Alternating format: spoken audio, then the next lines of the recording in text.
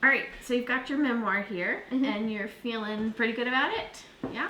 Tell me some of the things that you did to polish up your story. So I got a couple friends to read it, two, and when I got Colin to read it, he just added dumb sentences into the middle of the paragraph. But then when I let Finn read it, he just kind of didn't say anything. But he kind of encouraged you that it was okay? Yeah, he thought it was fine. Okay. Did you do anything else to polish it up? I think I read over it myself a couple times. Okay, that's good. And I definitely made some corrections in grammar and just ways I wanted to say it. Okay, fantastic. I love it. So that strategy of getting some peers to read it is one of the strategies that you used, and also it sounds like you read over it yourself, and that helped you find some of your mistakes and improve some of the ways that you said things. That's awesome. So let's just pick a paragraph and see, I want you to pick a paragraph that you either want to work on maybe, or see if you can improve it, or maybe a paragraph that you really like. Just pick a paragraph that we'll look at together. This one? Okay, so I'm going to read it in my head. I want you to read it in your head too, and then we'll kind of talk about it.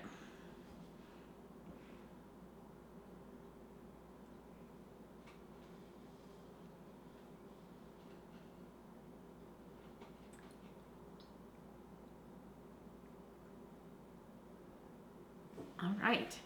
I didn't finish reading. Oh, sorry. Keep going then. You finish.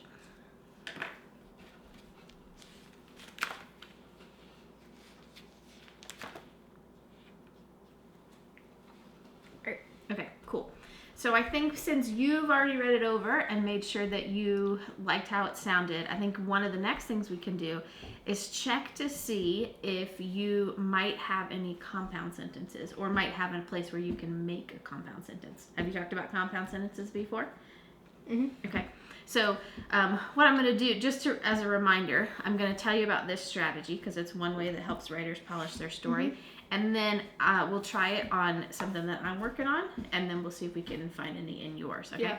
So when you are trying to add compound sentences, you look for two short sentences that are in your draft right next to each other, and then you pick a conjunction and try to see if you can use that conjunction to combine your sentences. So the one that gets used most often is and, but there's but, yet, and so. There's a couple more too. Yeah.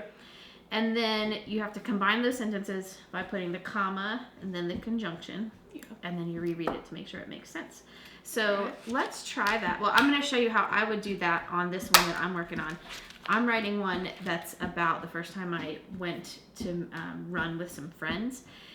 And so I'll read you my paragraph. As I pulled into the parking lot for my first group run, I felt full of anxiety. My mind raced with questions. Will I be the slowest one? What if they don't like me? What if they're way cooler than me? Even though I was nervous, I knew I had to try it. I walked toward the meeting place. I introduced myself. They told me their names. I forgot them. So right here at the end, I have all these really short, choppy sentences. Yeah, I definitely saw one. Yeah, okay. Right here. Okay, you like that Add one? a comma. All right. And remember, okay, so comma and, all right. And then remember the strategy is to reread the new sentence to make sure it makes sense.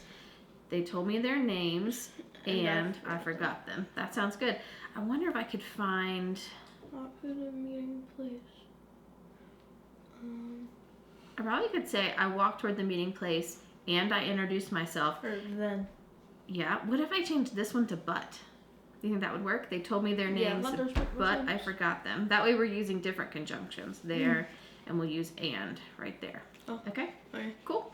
So now, one more time. I walked toward the meeting place and introduced myself. They told me their names, but I forgot them. And so we've used that strategy to polish it up of adding commas in a compound sentence. So let's see if there's anywhere in this, maybe that you already used one, or somewhere that you think it might be able to do one. Okay.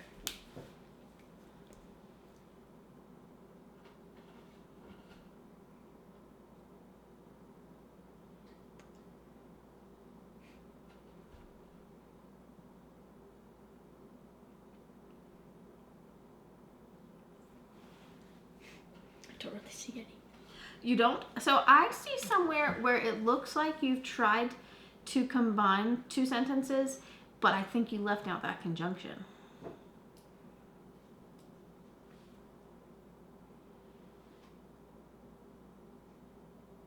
Where do you sit? So what about this one? The second it clicked, I was in total shock. I couldn't believe it. Because both of those are complete sentences, and we can't just combine them with a comma. We'd need a compound, a conjunction in there. So what would it sound like? I don't know. So, want to try, does but make sense? No. Does and make sense? Eh. Read it. Say it. Read it out loud and just say and in there. Clicked, I was in total shock and I couldn't believe it. I feel like it just sounds better without a conjunction. Okay. So then why don't we end that so that we don't have a run-on sentence? Why don't we end it with a period there? Okay. Mm-hmm. All right. So I'm going to leave you to keep working on this paragraph, and you just see if there's any times where maybe you've already used a compound sentence, or you could combine two short sentences to make a compound sentence.